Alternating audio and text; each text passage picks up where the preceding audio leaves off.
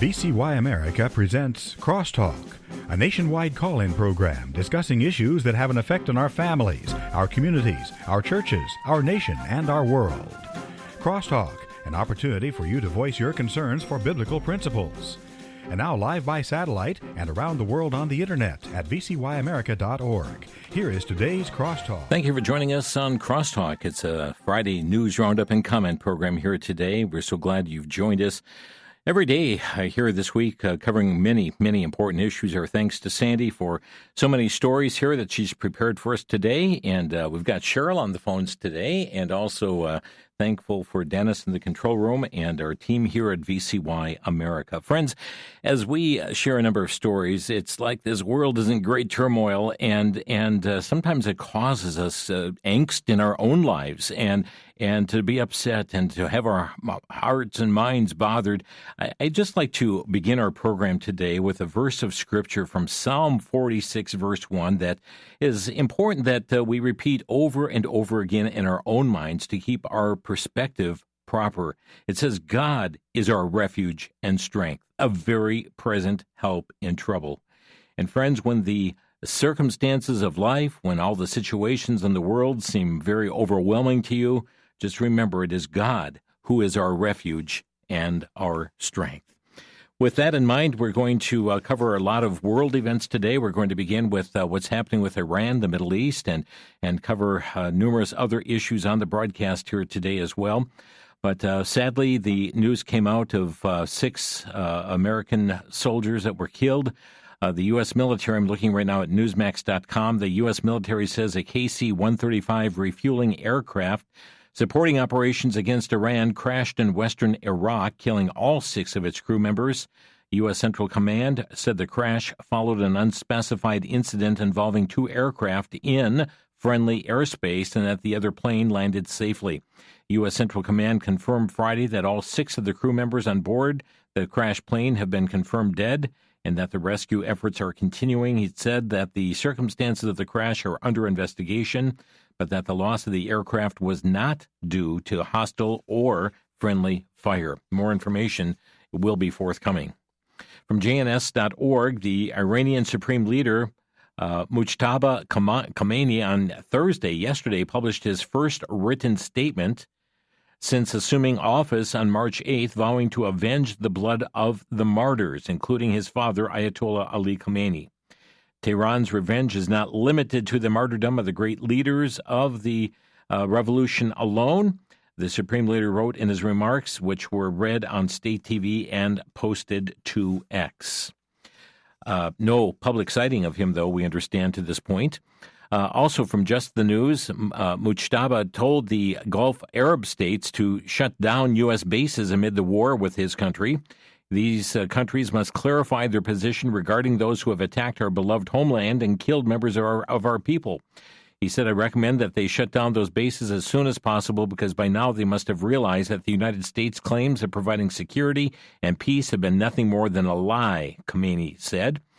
He also addressed the Strait of Hormuz closure, saying the lever of closing the Strait of Hormuz must certainly continue to be used as well. Studies have also been conducted on opening other fronts in which the enemy has little experience and would be highly vulnerable. Their activation will take place if the wartime situation continues and in accordance with the considerations of expediency. In addition, he vowed revenge for Iranians killed in the U.S. and Israeli strikes. From Worthy News, Iran launched a new wave of drone and missile attacks on Gulf countries yesterday. That was yesterday marking the 13th day of the U.S.-Israel war against Tehran. And strikes were reported in Bahrain and other states. Authorities in Bahrain reported that fuel tanks were struck after incoming drones and missiles targeted the island nation. This is a nation that hosts the U.S. Navy's United States Fifth Fleet. In Saudi Arabia, the Defense Ministry and Air Defense has intercepted drones that were heading toward the Sheba oil field, as well as other diplomatic district as well. Officials said at least 7 drones were intercepted. Also from Worthy News, Israel intensified its campaign against Iran yesterday, striking a nuclear weapons development facility near Tehran. The Israeli Air Force hit the Talagan nuclear weapons development compound at Parchin, southeast of Tehran, which Israeli officials say was used for advanced explosives testing tied to Iran's AMAD nuclear weapons project. The site had previously been damaged in October 24, but was reportedly being rebuilt. From the Epoch Times, U.S. military said on March 12th that it had destroyed more than 30 Iranian mine-laying vessels, struck more than 6,000 targets since the campaign against Iran started last month. Aside from the more than 30 mine layers, the U.S. military has destroyed 60 Iranian naval vessels, CENTCOM said in a post on X. Reuters reporting that explosive-laden Iranian boats appear to have attacked two fuel tankers in Iraqi waters, setting them ablaze and killing one crew member on Wednesday of this week after projectiles struck four vessels in Gulf waters, said port maritime security and risk firms. Iraq's oil ports have completely stopped operations following the assaults. The Jewish Insider reporting that Israel continued extensive strikes on Lebanon yesterday morning after Hezbollah shot about 200 projectiles at northern Israel the night before. So about 120 of the rockets and missiles crossed from Lebanon into Israel during the Wednesday night barrage, while those not intercepted mostly striking Israel's north. Thursday morning, the IDF reportedly launched some 200 munitions from air and sea at 70 Hezbollah targets in Beirut. JNS.org, Mohammad Bagher Ghalibaf, who is Speaker of Iran's parliament, on Thursday threatened to make the Persian Gulf run with the blood of invaders if the U.S. military targets regime assets on islands there. Homeland or death. Any aggression against soil of Iranian islands will shatter all restraint, he tweeted. The blood of American soldiers is Trump's personal responsibility, he said. Jihad Watch reporting now that the IDF has destroyed 75% of Iran's missile launchers, roughly 415 units. The Americans, together with the Israelis, have destroyed so many of Iran's ballistic missiles, while hundreds of others have been used up by the Iranians in attacks on Israel, Qatar, the UAE, Kuwait, Saudi Arabia, Oman, Jordan, Turkey, and Azerbaijan. The Iranians have decided that they will husband their remaining supply of ballistic missiles, believed by the Israelis to number about 2,500, and only launch those that have very large warheads and weigh at least 1 ton. The Jerusalem Post reporting that the data center of Iran's state-run bank was hit by a strike in Tehran Wednesday, the Jerusalem Post had learned. The disruption at the bank, which is largely responsible for paying the salaries of Iran's military and the IRGC, is expected to prevent it from paying salaries for a period, forcing it to find alternative solutions. Epoch Times reporting President Trump said on March 11th that his administration knows the location of most Iranian sleeper cells in the United States. That's an interesting statement. When asked about reports of an internal government bulletin warning of an Iranian cell in California and a question regarding how many sleeper cells are in the United States at the moment, the president said, "We know where most of them are, and we've got our eye on all of them," adding that a lot of people come in through the border policies from the previous administration. Many would be wondering then, if you know who they are, where they are, what are we doing to be preemptive in that situation? Breitbart, the ABC News report about warnings that Iran could possibly launch drones against the West Coast. Well, they're saying it's fake news. That's from Carolyn Leavitt from the White House press secretary position. Her statement on social media came after the outlet said the FBI had warned law enforcement in California that the Middle East country wanted to retaliate for the U.S.-Israeli joint attacks by launching drones. ABC News called it an alert it reviewed, but Leavitt said the post and story should be immediately retracted because the outlet provided false information to intentionally alarm the American people. Coming to us from Fox News, a new Clemson University report found dozens of social media accounts associated with Iran's Islamic Revolutionary Guard Corps pushing anti-Israel and anti-U.S. content to sow online discord during the ongoing war. According to a report released Wednesday, at least 62 accounts across X, Blue Sky, and Instagram were found to have connections, right to the IRGC, despite claiming to be users from the Americas and England and Scotland or Ireland. But all the accounts systematically amplify politically divisive content and disinformation that's aligned with the IRGC narratives, the report said. A very coordinated, inauthentic social media campaign targeting online discourse around the war between Israel, the U.S., and Iran. Let's see here. We have from Fox News Digital, U.S. Central Command said today that the Iranian regime has been the number one threat to peace and stability in the Middle East for years. We've attacked over 6,000 targets, and our strike package continues to launch every hour, and we've maintained an unprecedented number of sorties up over ahead of Iran. That was a statement from Joint Chiefs of Staff General Dan Kane. He said CENTCOM is now persistently over the enemy. Newsmax telling us that the International Energy Agency agreed Wednesday to release the largest volume of emergency oil reserves in its history in a bid to counter the effects of energy products, or energy markets, that is, of the war in the Middle East. The Paris-based organization said it will make 400 million barrels, releasing that barrels of oil available from its members' emergency reserves. And Epoch Times telling us that the Trump administration tapping into strategic reserves, announcing 172 million barrels of oil will be released beginning next week. We understand also that as Operation Epic Fury is raging, that U.S.-Israeli forces are picking apart the Iranian regime, and the radio chatter between an Israeli pilot and an American one before a bombing was very complimentary. Here's a clip from an Israeli pilot thanking and offering encouragement to his American counterparts before a bombing run took place.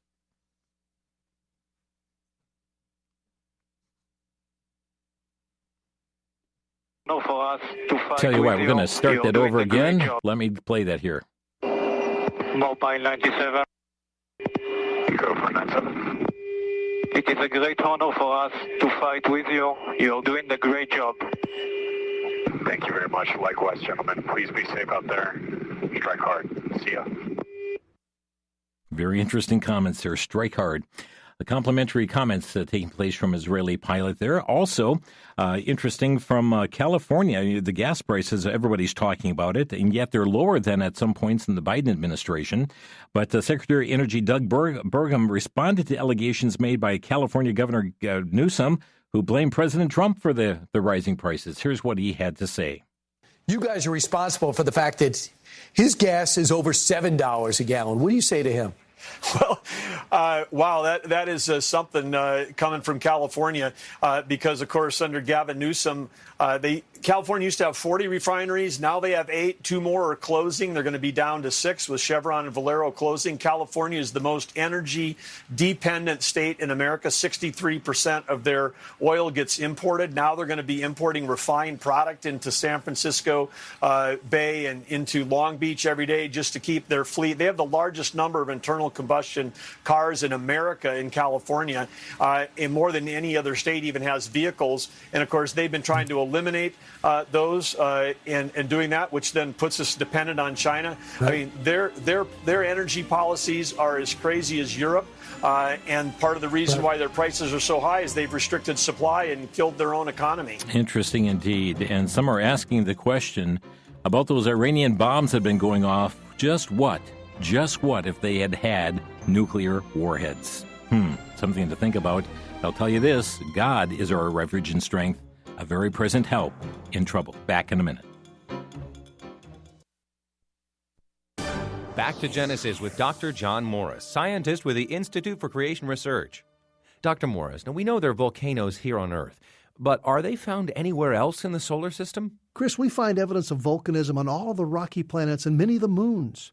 Our own moon gives evidence of much volcanism in times past. Recent studies of Mars show that huge volcanoes were there as well. On the moons of the gaseous planets, some may even still be active. It appears to me that much of this volcanism is associated with meteorite impact. I wouldn't be surprised that at the time of the flood, the whole solar system got bombarded by meteorites. Remember the big picture of creation thinking. A very good creation, perfect in every sense, ruined by the introduction of sin and the curse on all of creation, and then restructured by the flood of Noah's day. Often God used natural causes to bring about his supernatural intent. And that's the way I see it from a Back to Genesis perspective. Thanks for joining us for Back to Genesis.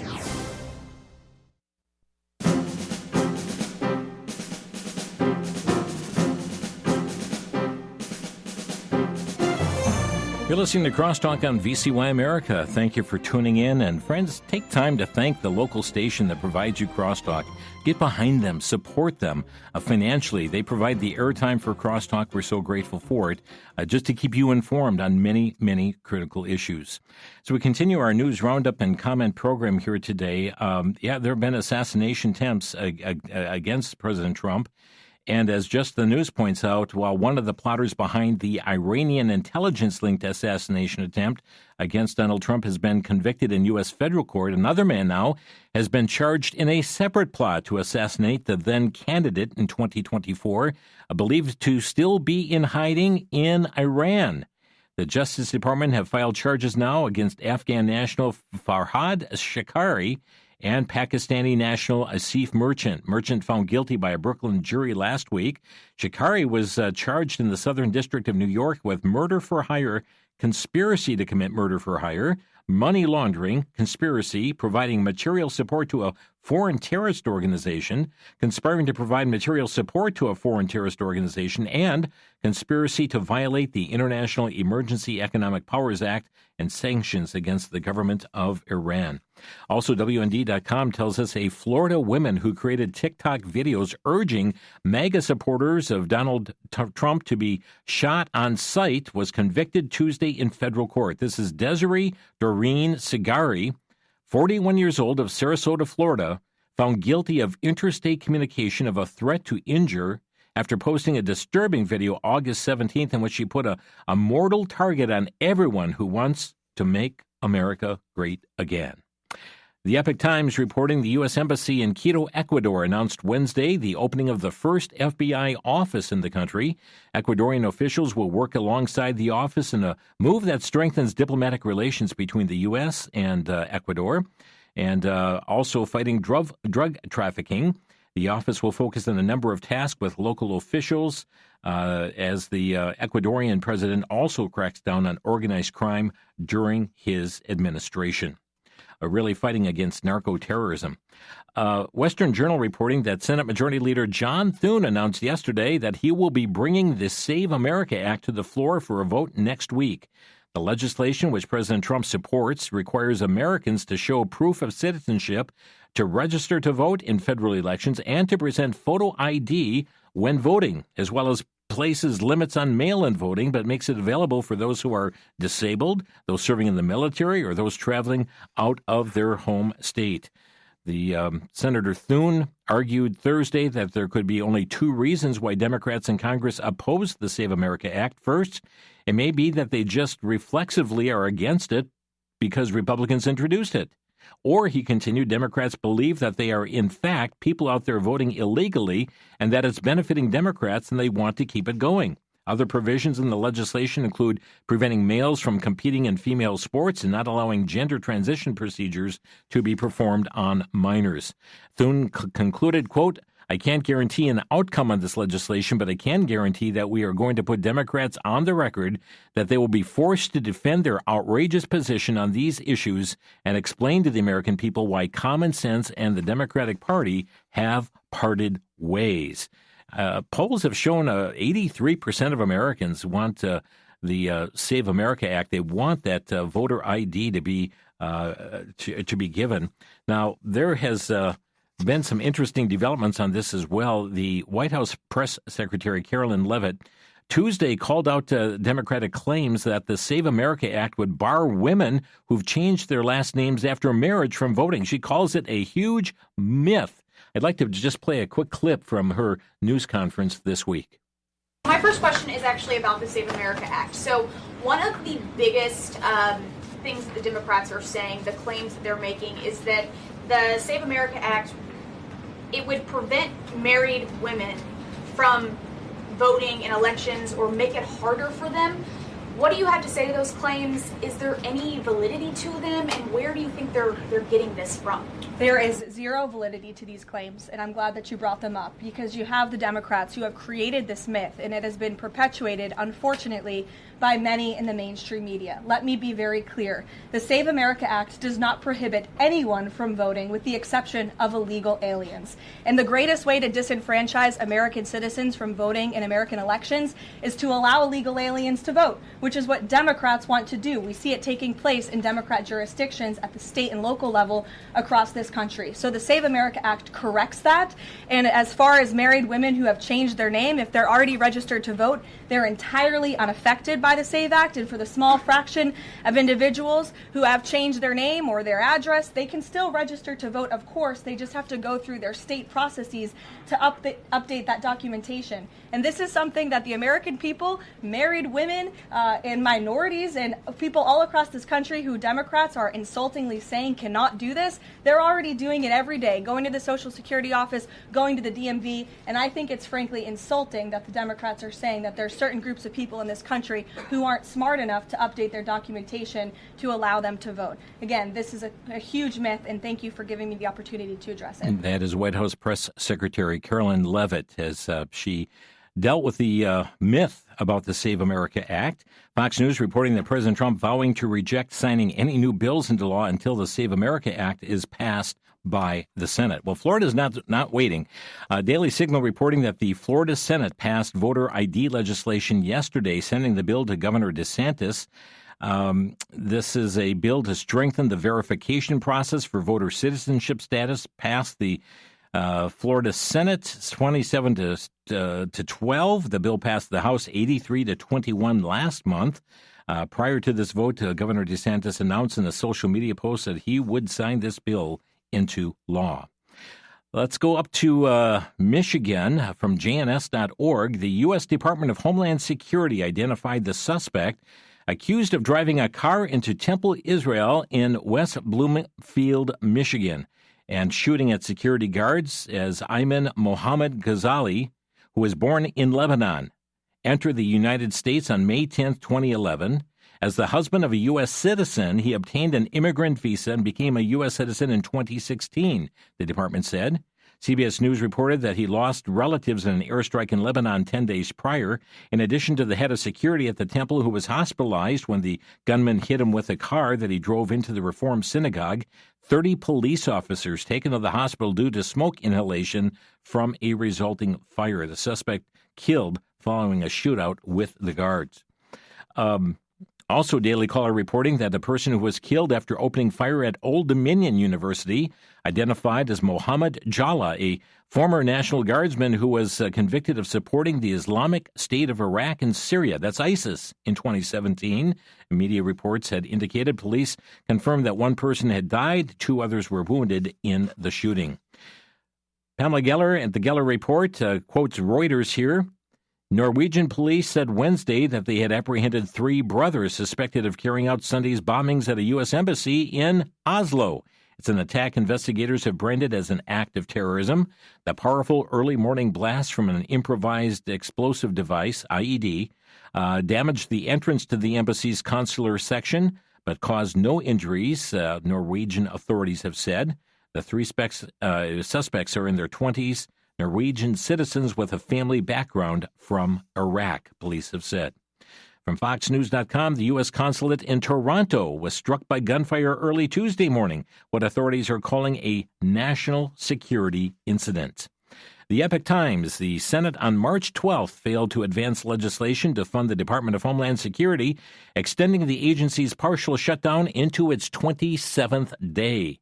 The procedural vote was 51 to 46. That's short of the 60 votes required to overcome a filibuster. Lawmakers also failed to move the legislation forward during a previous vote on February 24th. Major DHS enforcement components include the Customs and Border Protection and Immigration and Customs Enforcement, that's ICE, remain unaffected. They're fully funded for the next few years, so many are scratching their head. Why the shutdown? ICE is funded. The Border Patrol is funded. But other parts of the department are being impacted by this lapse of funding. We're talking about FEMA. We're talking about the Coast Guard. We're talking about the TSA. Although roughly 96% of the federal government has received funding, DHS has remained partially shut down since February 13th. and you think about the importance of these agencies, like the Coast Guard and FEMA, taking place, and people are very upset about long waits that they're having at the airports as well to get through security there. But CNN's Scott Jennings did what he does best, giving a passionate reasoning why DHS needs funding restored. Here's what he had to say on CNN. But does anyone here believe that we should keep the Department of Homeland Security, that's the name of it, indefinitely shut down to try to force ICE policy changes on an agency that's already funded until 2029, when you acknowledge there are sleeper cells, when we all see radical Islamic terrorists throwing IEDs in New York City, when we saw a radical Muslim terrorist shoot up a bar in Austin, when we had tornadoes in Oklahoma and Michigan this weekend, when we have TSA lines of 5 hours in airports, we have all these things going on. Is it even remotely reasonable? Oh, and the discussion went on from there. But wow, what a statement there, as he really brings to light what's going on with the shutdown of the government, partial shutdown here of funding of DHS. Again, this does not affect ICE at all. They're fully funded. It does not affect Customs and Border Enforcement. It is these other agencies that are being impacted. Worthy Christian News reporting an international law enforcement operation has led to the arrest of 60 suspects and the rescue of 65 child victims following a year-long investigation across Central America, North America, and the Caribbean. The effort, known as Operation Eclipse, ran from February of 25 to January of 26, targeted networks involved in producing and distributing child sexual abuse material. Authorities said most victims between the ages of 5 and 13, with about 80% identified as girls. From Fox News, a federal appeals court Wednesday granted the Trump administration's request to pause a lower court order that had blocked it from deporting illegal immigrants to so-called third countries. That's granting a near-term reprieve to the administration just hours before the lower court's order was slated to take effect. Slay News reporting a 50-year-old illegal alien who was ordered deported more than 2 decades ago has been charged with fraudulently voting after allegedly casting ballots in multiple federal elections while falsely claiming to be a U.S. citizen. This is the U.S. Attorney's Office for the Eastern District of Pennsylvania announced the charges, stating that he had allegedly unlawfully voted in person in the 24 general election for federal office and falsely represented he was a U.S. citizen to vote and to register to vote. Investigators found he was illegally voting for Democrats. He faces up to 5 years in prison. From the Western Journal, the illegal immigrant who was convicted of killing Laken Riley has lost his bid for a new trial. Jose Ibarra, a Venezuelan man who had a police record even before he killed Riley in February of 24 while she was running on the Athens campus of the University of Georgia, had been sentenced to life in prison without possibility of parole. On Monday, the Clark County Superior Court judge, this would be H. Patrick Haggard, threw out the request for a new trial, saying the evidence against him was overwhelming and powerful, that according to CBS News. And from Yahoo.com, the U.S. Coast Guard made the largest drug seizure at sea in 18 years, capturing 22,052 pounds of cocaine worth over $250 million. We'll be back in just 1 minute. You're listening to a News Roundup program here on Crosstalk on the VCY America Network.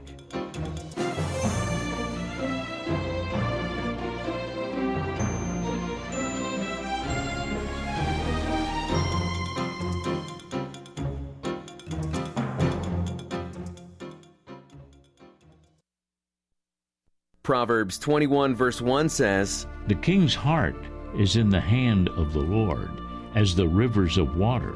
He turneth it whithersoever he will." Just as God worked through the kings in Israel, so he also works through the leaders of human government in countries around the world, including the U.S. In the book, Presidents, Politics, and Prophecy, author Richard Schmidt has transcribed and expanded intriguing lectures from Dr. Jimmy DeYoung Sr. You'll see how God has worked through world powers in the past to accomplish his plan and purpose for today and the future. With a review of each of the U.S. presidents from Jimmy Carter to Donald Trump, You'll find key initiatives that have prepared the world for things to come. VCY has made available Presidents, Politics, and Prophecy for a donation of $18. Call 1-800-729-9829.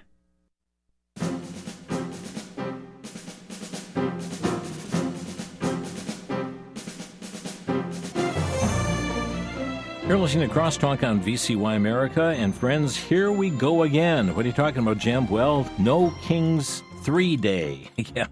Matter of fact, the Freedom from Religion Foundation put out a release saying that they are once again proud to co-sponsor the next No Kings National Day of Action taking place on Saturday, March 28th.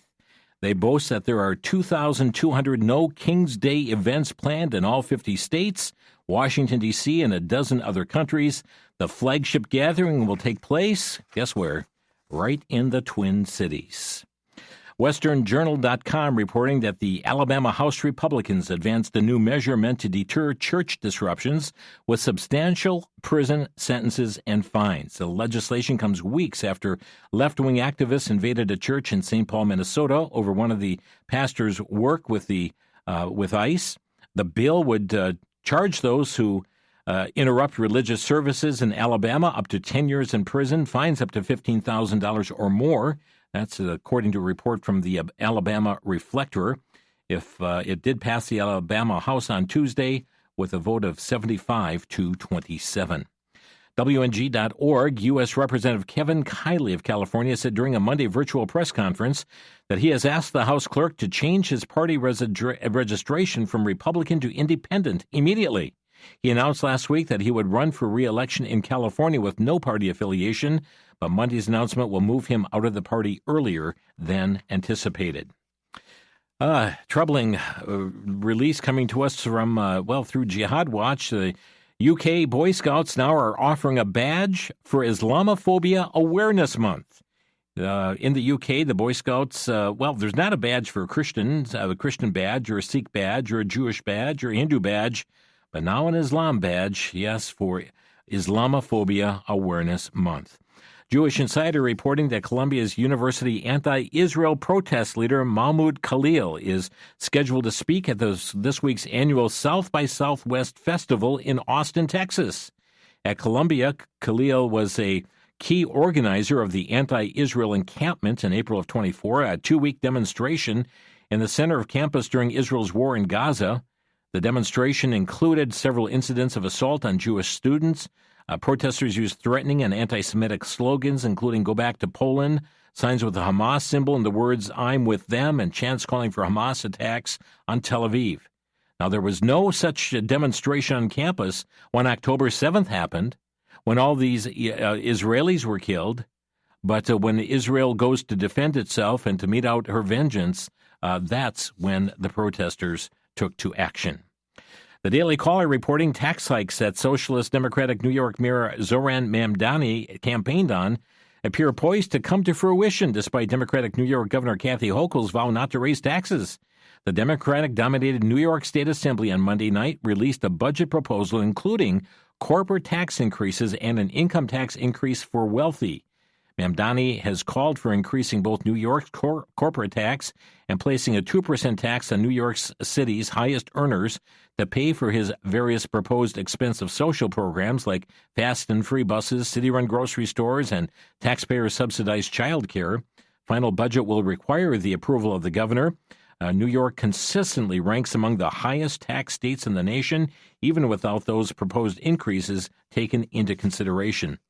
And the feeling a pinch over in Washington. The Blaze reporting that a movement in Washington state to pass a new tax on millionaires may have persuaded billionaire Howard Schultz to abandon his decades-long residence in Seattle. He's lived in Seattle for 4 decades, headed the Starbucks Corporation as it grew into a global brand. On Tuesday, he posted an announcement on LinkedIn that he was leaving Seattle and heading to Florida. He did not cite any new tax proposal, but was aimed straight at wealthy individuals like him. The millionaire tax would strip another 10% of personal earnings over $1 million on top of the state's already heavy tax burden. The State House already passed the tax proposal, and it's expected to pass the Senate in Washington as well. From WND.com, An Illinois school district honored a biological male identifying as a female in celebration of Women's History Month. That happened yesterday. The Batavia Public School District 101 honored Democratic Representative Sarah McBride of Delaware, who claims to be a transgender woman, in a since-deleted Thursday Facebook post. McBride was involved in controversy over which restroom would be used after being first elected to the U.S. House of Representatives in 2024. But really? School district honoring a biological male congressman for Women's History Month? The Blaze is also reporting that Florida officials say that two high school girls laughed and joked with each other after they were arrested for allegedly plotting the murder of a fellow classmate. Isabella Valdez, 15 years old, Lois Lippert, age 14, were unaware that they were being recorded as they discussed their plans on the back of a police vehicle in January. That's according to the Almonte Springs Police Department. They also discussed the blood pact about Lanza and whether someone ratted on them. Court documents indicated that Valdez identifies as transgender, goes by the name Jimmy. Valdez was questioned by an assistant principal and admitted that Valdez was plotting to kill another student. When asked how it was to be done, it allegedly said that had a knife and gloves and trash bags and wipes in the backpack.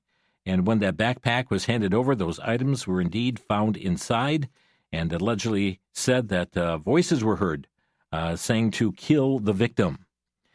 Daily Signal telling us a medical watchdog is calling out on the Food and Drug Administration to investigate companies that allow Americans to purchase sex-rejecting drugs without a prescription in pursuit of transgender identity. Do No Harm released the report titled The Lack of Barriers to Minors Ordering Cross-Sex Hormones Online Tuesday, highlights certain websites that may enable minors to obtain estrogen and testosterone from online pharmacies and other sources that do not appear to require prescriptions or age verification. From LifeSiteNews.com, from March 2 to March 5th, we just passed those days, major UK adoption agencies sponsored LGBTQ plus adoption and fostering week, spearheaded by the LGBT group New Family Social.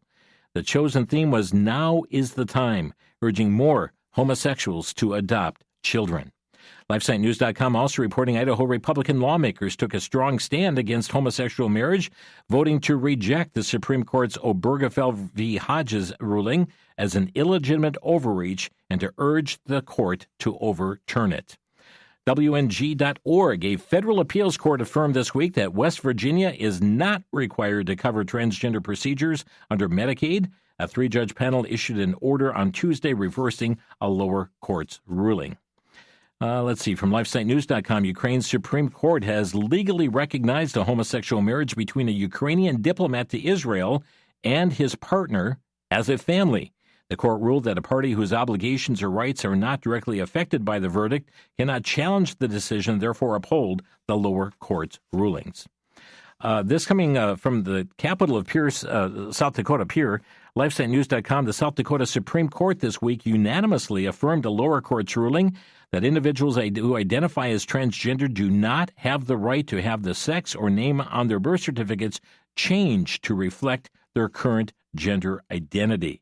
It was published March 5th. South Dakota's High Court affirmed the 6th Judicial Circuit Court's previous ruling that citizens cannot alter the sex or name written on their birth certificate unless an error was made at the time of birth. Okay, from the Western Journal, we also have Los Angeles County Superior Court quietly disclosed that nearly 500,000 criminal cases dating back to 1965 were not properly reported to the state due to a technical error. According to an FAQ page on California Attorney General Rob Bonta's website, they recently identified a backlog of over 464,000 criminal cases that went unreported between 1965 and 2023. As a result, individuals arrested in Los Angeles County may not have their dismissals or convictions currently reflected in their criminal records, blaming this on outdated technology for not having those records.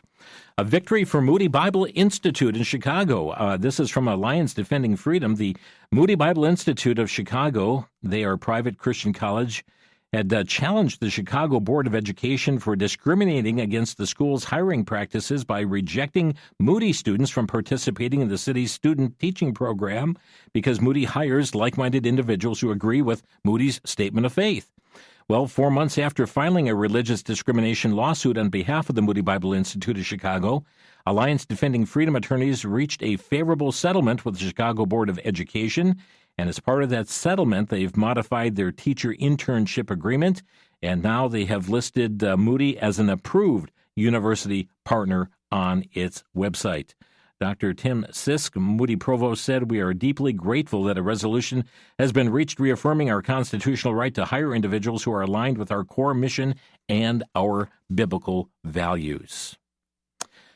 Okay, lifenews.com. Abortion-free New Mexico is commending investigative reporting by the New Mexico Sentinel after the outlet published an undercover video report showing how a New Mexico abortion clinic allegedly assists Texas residents, including minors, in circumventing Texas abortion restrictions. The report documents conversation in which clinic staff appear to explain how Texas patients can travel to New Mexico to obtain abortions that would be illegal in their home state. And according to the undercover footage published by the New Mexico Sentinel, a worker at Valley Abortion Group in Albuquerque described the clinic's policy regarding late-term abortions. Quote, "We go up to 34 weeks, so technically there is almost no deadline." That supposedly said by the Valley Abortion Group worker to an undercover recording that was obtained by the New Mexico Sentinel. LifeSiteNews.com, the Office of South Dakota Attorney General Marty Jackley announced Monday that it has secured a settlement for the New York-based Mayday Health to remove its abortion pill advertisements that it had placed around the state. Mayday Health targeted women and young girls, encouraging them to take abortion pills while misleading them about the physical risk, Jackley declared. "My position has been clear and unwavering. South Dakota law governs, and the misleading advertisements must be and are stopped." Let's see. From the Western Journal, the Supreme Court said on February 23rd that it will consider a complaint from oil and gas companies over lawsuits that is trying to blame them for climate change. At issue is whether federal law precludes state law claims seeking relief for injuries alleging caused by the effects of interstate and international greenhouse gas emissions or on the global climate, according to the website. The case has implications for whether this court has statutory and Article III jurisdiction to hear the case, referring to the part of the U.S. Constitution that establishes the federal judicial branch. President Trump this week hailed a brand new Texas refinery as the first new U.S. plant in nearly 50 years, Fox Business reports, and saying that America is returning to real energy dominance. And also reported here from the Daily Mail that scientists have revealed a controversial plan to launch 50,000 mirrors into space to offer sunlight on demand. California-based startup Reflect Orbital is poised to secure permission to launch 60-foot prototype mirror into space, into orbit, to beam sunlight back to the Earth's surface. Once it's reached an altitude of 400 miles, the mirror will unfurl and illuminate a patch of Earth about 3 miles wide. Someone looking up from the ground would see a small dot of light above as bright as the moon. Reflect Orbital says its space mirrors could allow solar power plants to operate 24 hours a day and to provide lighting for disaster-struck regions, even to replace streetlights. Very interesting indeed. Well, friends, we're up against a break. Let's open our phone lines if you'd like to comment on these or other current event stories. Our number to Crosstalk, 800-733-9829. 1-800-733-9829. Back in a minute. This is Crosstalk. For the Worldview Report, I'm Brandon House. Our website's worldviewtube.com. Worldviewtube.com. Iran, they have a few advantages on their side. 3 of them in this war. Eschatology, their end-time beliefs, their topography, the mountains that help act as a natural fortress for Iran, and then they have their geography. They have the Strait of Hormuz and another very important strait from which we have a lot of energy and trade going through. So we need to be very sober about what's happening in the Middle East with Israel and America going against Iran. We certainly hope that we see great success by Israel and America. But Americans need to understand that this is really a worldview war. Just take, for instance, the eschatology. The Shiites believe in a 12th imam, their savior, their Messiah, that will come through what? Chaos and jihad. So again, it all comes down, at the end of the day, once again, to a spiritual battle and worldview. I'm Brandon House.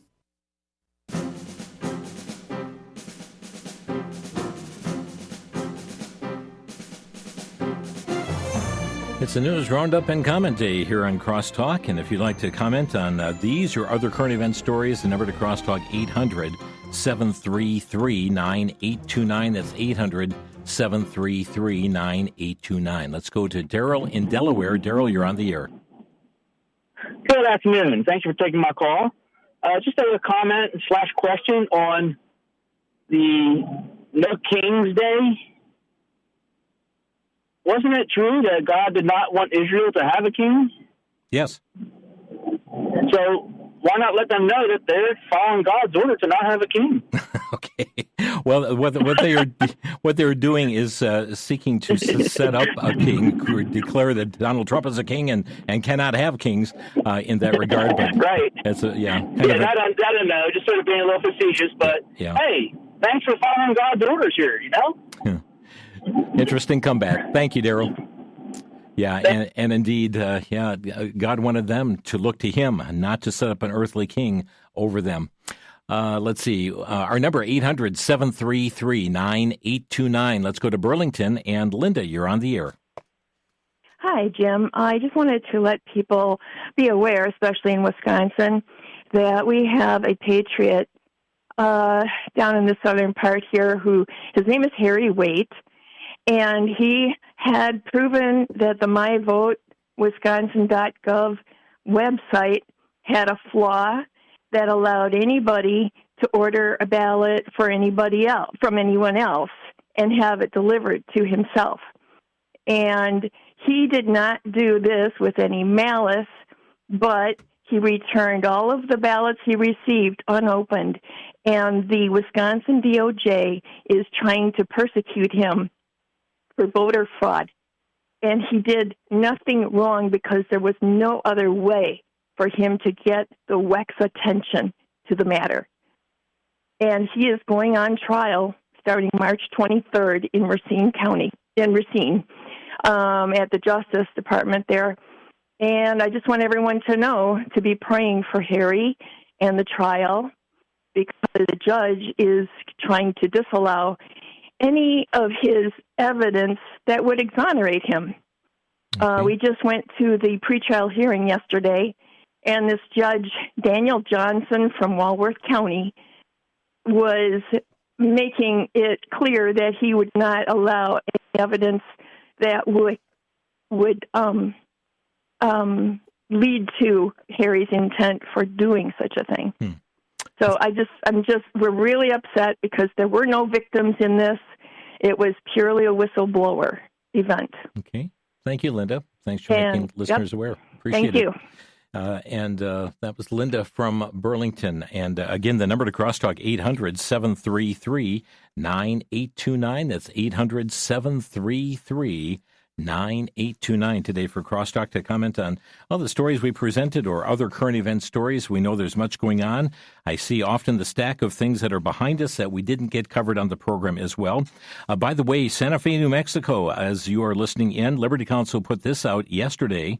They filed a formal complaint with the U.S. Department of Education's Office of Civil Rights against Santa Fe Public Schools on behalf of parents who withdrew their daughter from school after district policies normalized sexual misconduct from a gender-confused male student.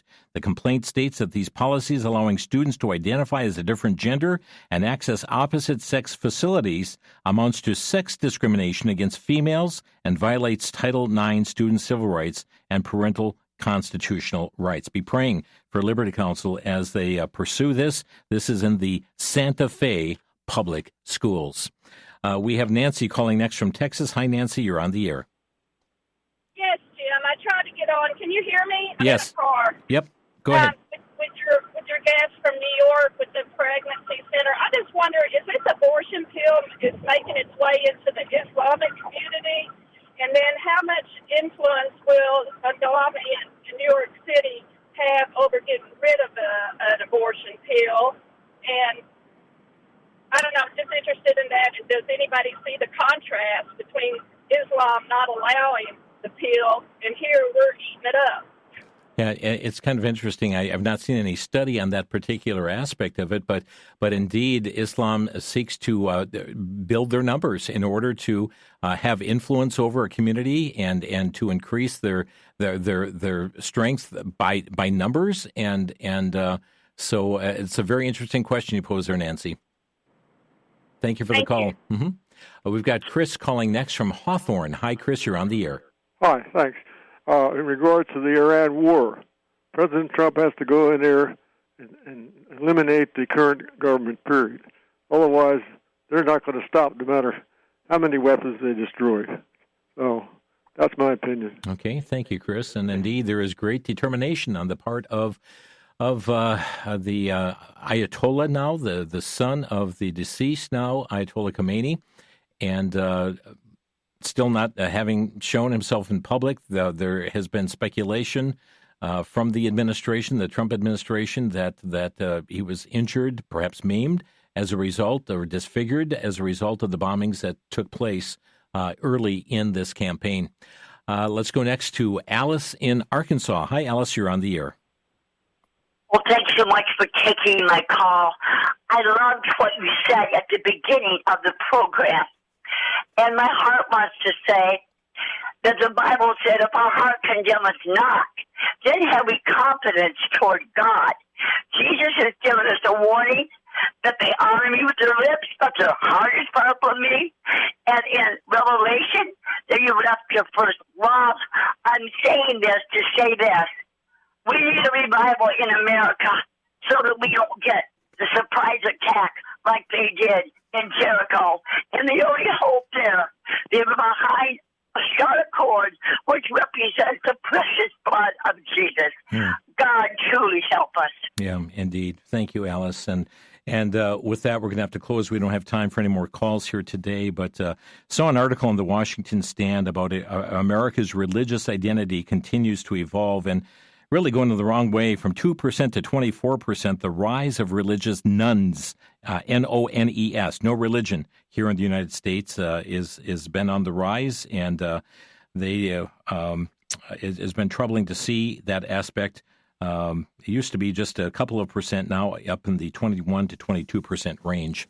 Friends, God is our refuge and strength, a very present help in trouble. And as we close today, I just want to remind you of that verse from the book of Psalm, chapter 46, verse 1. Troubled world, make sure you take time and pray for this administration. Be praying for peace and for finality here in the conflict that's taking place in the Middle East, and pray that God would be glorified. By the way, the Lord's Day is coming. Trust you'll be in a Bible-believing, Bible-preaching church this Lord's Day. You've been listening to Crosstalk via satellite and the internet from VCY America. Views expressed may or may not be those of this station. For a CD of today's program, send a donation of $6 or more to VCY Take Ministry, 3434 West Kilbourne Avenue, Milwaukee, Wisconsin, 53208, or download by RSS or podcast from crosstalkamerica.com. And join us again for Crosstalk.